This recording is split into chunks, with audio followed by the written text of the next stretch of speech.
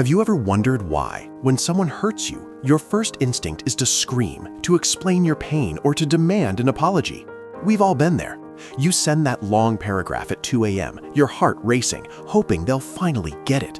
But here is the cold, hard truth. Your words are giving them exactly what they want. Your anger is a gift. Your tears are a trophy, and your reaction, that is their fuel. But what happens when you suddenly cut the supply? What happens when the person who expected a storm provides nothing but a deafening, haunting silence? Today, we are uncovering the psychological blueprint of the silent power. We aren't just talking about being quiet. We're talking about a strategic, high-level psychological shift that reclaims your main character energy and leaves those who mistreated you drowning in their own uncertainty. If you are ready to stop being a supporting character in someone else's toxic drama, pay close attention. Because by the end of this video, you'll understand why silence isn't a sign of weakness. It's the ultimate power move. Let's start with a concept that will change the way you view every conflict for the rest of your life: the gray rock method. Imagine a toxic person, a narcissist, a manipulative ex, or a drama-driven friend as an emotional vampire. They don't just want your love, they want any emotion you have.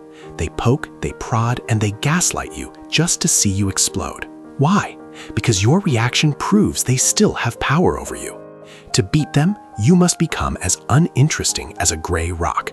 You don't argue, you don't defend yourself, you give one-word answers. Okay, I see, fine. When you become boring, you become useless to them.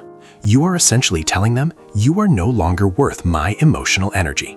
Watch how quickly they lose their mind when they realize they can no longer pull your strings. But the power of silence goes deeper than just being boring. It's about controlling the clock. This brings us to the delayed response power. We live in an era of instant gratification. When someone texts you something disrespectful or manipulative, they are sitting there staring at their phone, waiting for that typing bubble. They are addicted to the dopamine hit of your immediate response.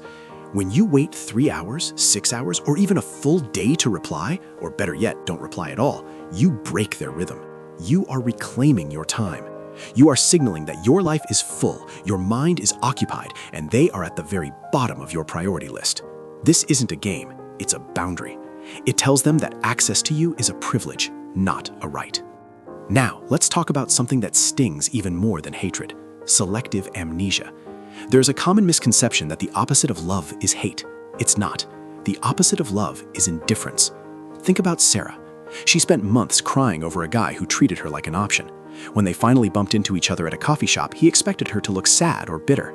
Instead, Sarah gave him a polite, distant smile, the kind you give to a stranger who accidentally bumped into your shopping cart.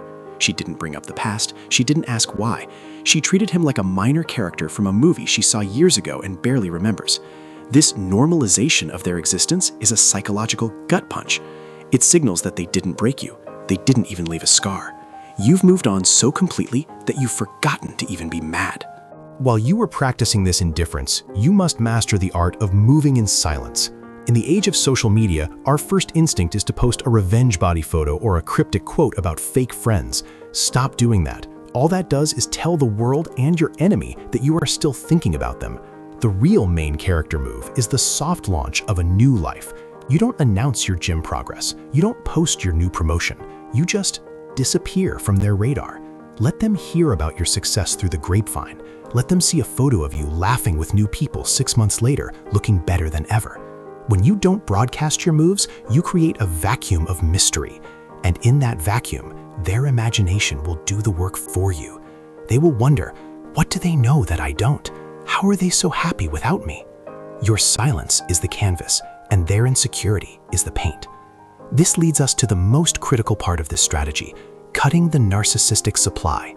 Every toxic person thrives on supply, the attention, the drama, and the validation they get from others.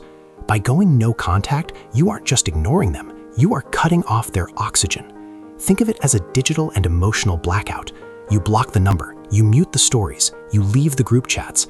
You don't do this to be petty, you do it to protect your boundary of peace. There is no explanation needed. If someone has crossed a line, you don't owe them a closing argument.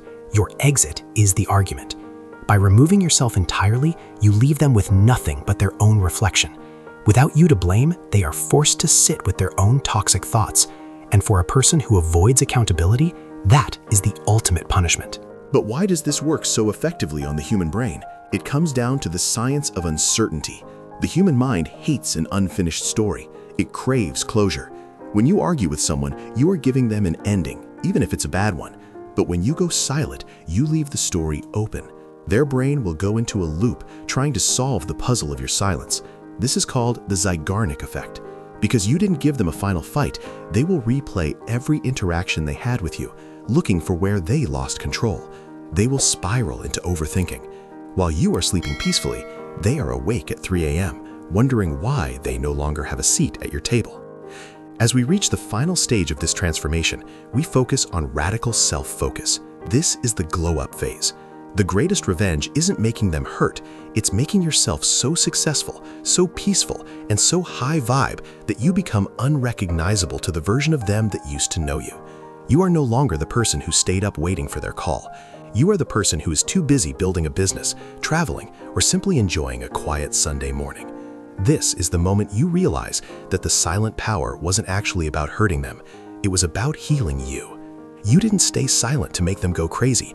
You stayed silent because you finally realized that your voice is too valuable to be wasted on someone who never listened.